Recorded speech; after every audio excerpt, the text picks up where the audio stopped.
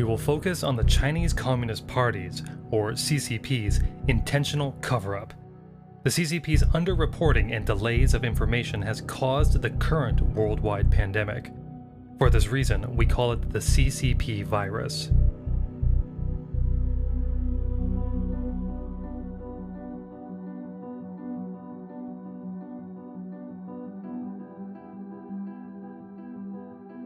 Beginning on November 17, 2019, a 55-year-old person is infected, according to government documents cited in a report by the South China Morning Post, released on March 20th.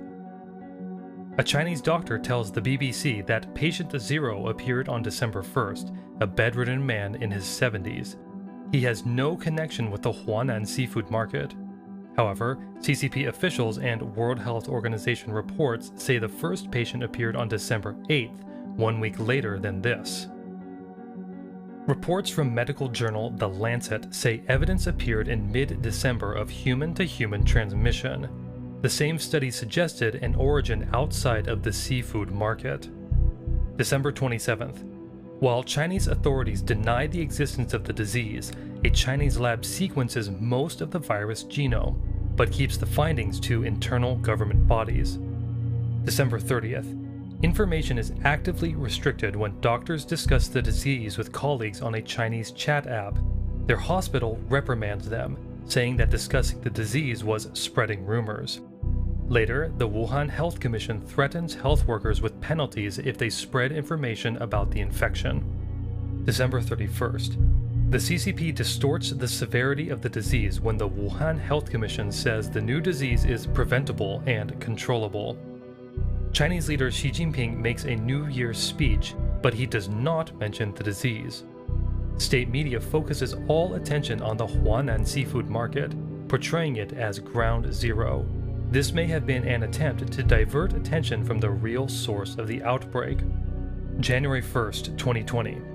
Officials closed the Huanan seafood market as state media continues to claim it is the epicenter. The censorship expands when a Hubei Provincial Health Commission official tells a gene sequencing company to stop testing samples and to destroy all existing samples. Further, Wuhan police reprimand 8 medical workers for rumor mongering. The workers shared information about the virus online. January 2nd.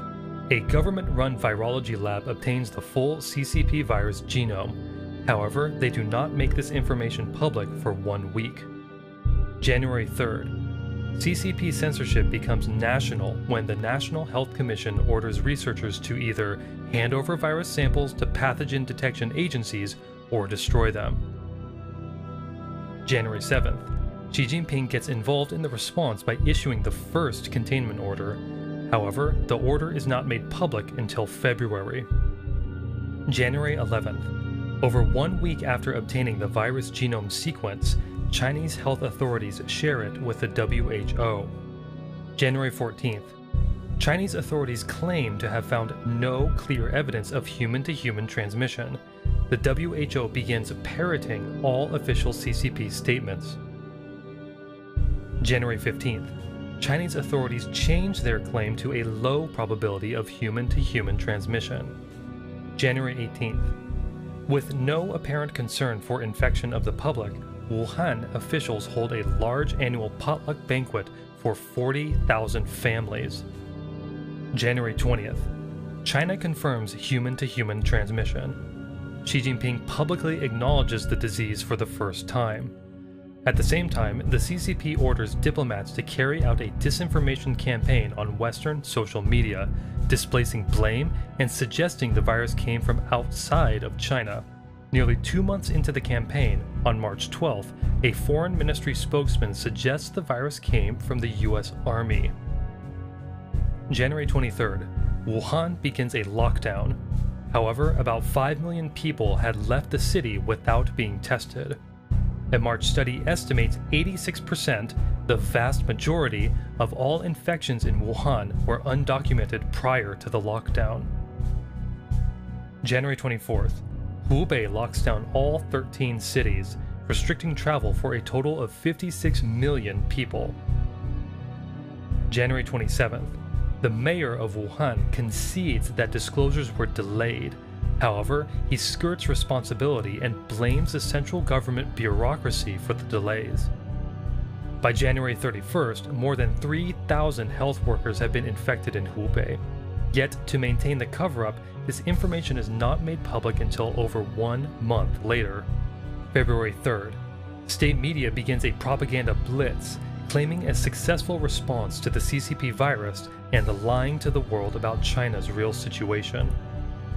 February 4th, the WHO urges for no travel bans. February 5th, Xi Jinping makes his first public appearance since the outbreak. His words suggest a cover-up when he says he knew of the outbreak before issuing warnings. February 6th, a Chinese spokeswoman criticizes countries for banning travelers from China by ignoring the WHO's recommendation. By February 7th, China has refused a team of US health experts for over a month, denying public assistance and hiding the situation inside its borders. February 12th, top provincial and municipal CCP leaders are fired after a surge in new cases, tarnishing the image of a successful response.